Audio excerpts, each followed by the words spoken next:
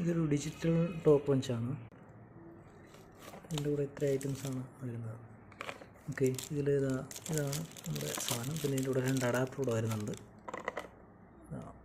1/4 ഉണ്ട്, 3/4 ഉണ്ട്.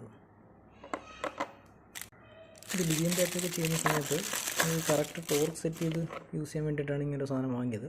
അപ്പോൾ ഇതിൽ അവിടെ ബാക്കിലായിട്ട് നമ്മളൊരു രണ്ട് ബാറ്ററി ഇട്ട് കൊടുക്കണം. AAA 1.5 വോൾട്ടിൻ്റെ 2 battery. ഇപ്പോൾ ഞാൻ ബാറ്ററി ഇട്ടിട്ടുണ്ട്. ബാറ്ററി ഇട്ട് കഴിഞ്ഞിട്ട് അതിപ്പോൾ ഓണാക്കുമ്പോൾ ഒരു 2 സെക്കൻഡ് വെയിറ്റ് ചെയ്യുമ്പോൾ നമുക്ക് ടോർക്ക് കൂടെ കാണിക്കും. അപ്പോൾ ഞാനിത് യൂസ് ചെയ്യുമ്പോൾ എങ്ങനെയാണെന്നുള്ളത് കാണിക്കാം. ഇതിപ്പോൾ നമുക്കിവിടെ സെറ്റ് ചെയ്യാൻ പറ്റും. വാണിംഗ് എത്രയിൽ കാണിക്കണം. ഞാനിപ്പോൾ ഒരു 5 nm വാണിംഗ് 6 nm വാണിംഗ് ഇടാം.